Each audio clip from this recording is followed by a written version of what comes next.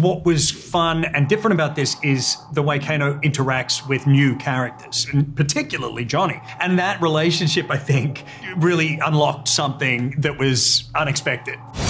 Now would be a good time to use those powers, mate! You wanna know my power? I am Johnny Cage. When you were announced as playing Johnny Cage in this movie, it was pretty much unanimously agreed to be perfect casting. What was the thing about this script that made it an easy yes for you? Well, thank you. Yeah, I think what made this project an easy yes for me when I read the script and saw that Jeremy had quite wisely steered away from making the character that classic ego-driven Johnny Cage that we just know from all the plethora of games and movies. So he really stripped the character back and started him at a point where he has neglected his martial arts training. His career is in the tank. He has zero self-confidence. And it's at this very juncture that he gets called upon, you know, by Raiden and Sonya to ostensibly save the world. And I just thought that was so cool and interesting and also, you know, easy to relate to because we've all been down in the dumps, you know? So yeah, I just found that the writing had a lot of heart and it sort of set it apart from being, you know, just a fight movie. Uno mas, thanks, Ed. Seem a little down, Johnny. You're normally a little more animated. Your characters sort of anchored the story a little bit, being our main characters from one that crossed back over here. What was the thing that you were most excited to sort of double down on or revisit about your characters this time out? I was looking forward to getting to do our own little buddy comedy sideshow. Right. We didn't really get to have much fun together in the first one because he was like in a state. Yeah. You know? I mean, you know, needed a hand. I needed a hand. Oh, nice. Needed a couple of hands. Yeah. So I was unarmed. It's gonna be a long interview. It's really disarming, you know. I was excited to get to have some fun with him and develop our kind of like relationship. Ludi, how about you? Just get more into his monkhoods, his monkiness. His monkiness. Yeah, Monkiness. Curious George. Monkey business, yeah. And his relationship with Kung Lao. I was happy to revisit that. I was excited to explore something more than just Jax's pain and rage. There was some vulnerability in the second one. There's some levity. So yeah, just becoming more of a full spectrum of the character. And Josh, obviously you're back as Kano, but Kano's back in kind of a surprising way, and I won't give away how that is. Suffice to say, he's a little more himself than some of the other returning characters. What was fun about doubling down on a Kano that's living in sort of a more morally gray zone than we may expect?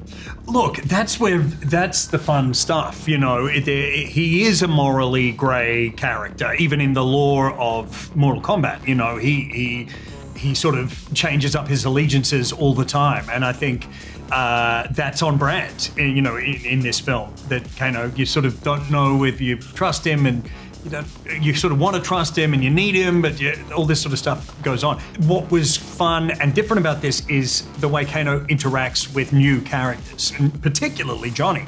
You know, that brings out a whole different side of Kano because suddenly he's now threatened by, you know, this good-looking, you know, very capable guy. And that relationship, I think, really unlocked something that was unexpected.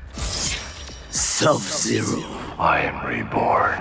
Bihan makes the transition from Sub-Zero to Noob Saibot in this movie. My favorite character from the games, for whatever that's worth, expertly done by you. In sort of making that transition to that new version of the character, did that necessitate approaching the martial arts in any sort of different way? I think skill-wise, it's still the same. I think Bihan with his skills and transforming to himself is just different force, right? The Sub-Zero has ice power, and this one it's just shadow, and he's more darker.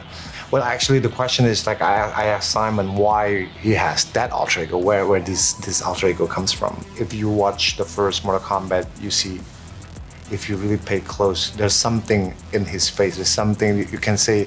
The darkness always inside of him, and then the Hanzo's fire in the end of the MK1 actually released that darkness and becomes the alter ego. That's a storytelling that we want the people to see, because we don't want it because it's cooler to have a shadow fighting for you. It has to have a foundation story. Why? You know, I think we got it. And then that, for me, that gives me justice to play that character.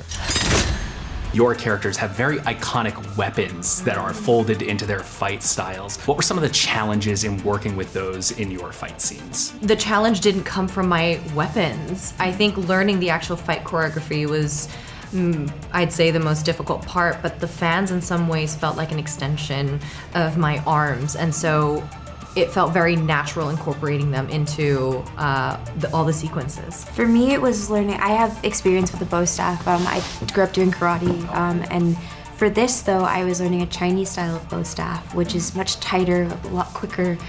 So that was the biggest challenge for me, was unlearning to relearn, which, yeah, it messes with your brain a little bit.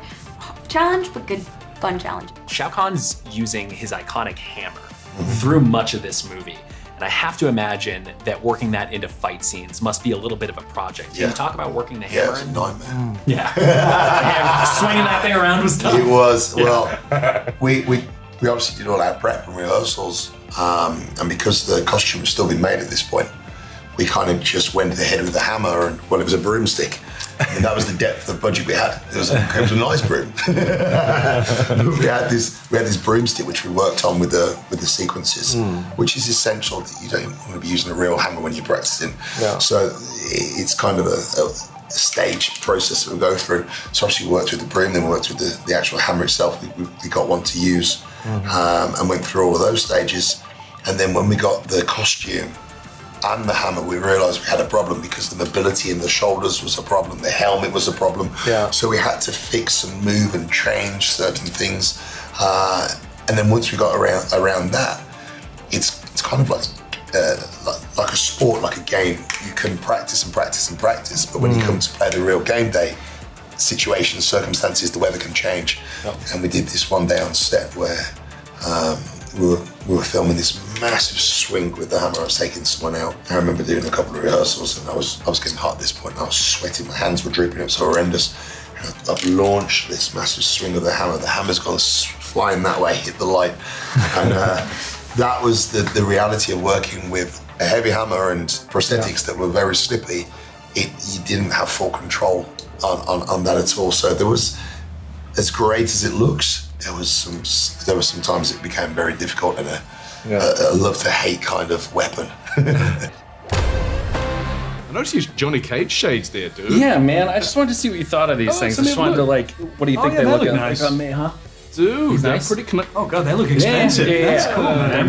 They're my grandfather's. Yeah, they're so sentimental now. Yeah. Well, how do I rock them? Yeah, like 0 out of 10. What do you think? 0 out of 10? I think they're pretty good. Could they stand up to a fight? Whoa! Oh, Whoa. I don't. Oh, shit, dude. Sorry. Yeah. That's the grandpa that's dead. Sorry about that, dude. That's cool.